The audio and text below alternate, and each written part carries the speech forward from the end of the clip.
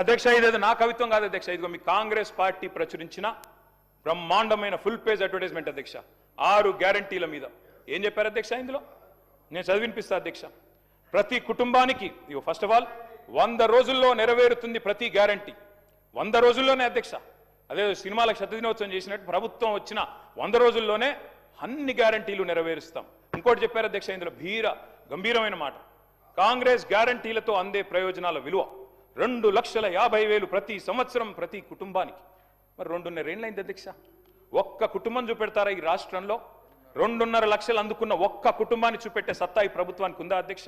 ఇది మీ ప్రకటన, నాది కాదు.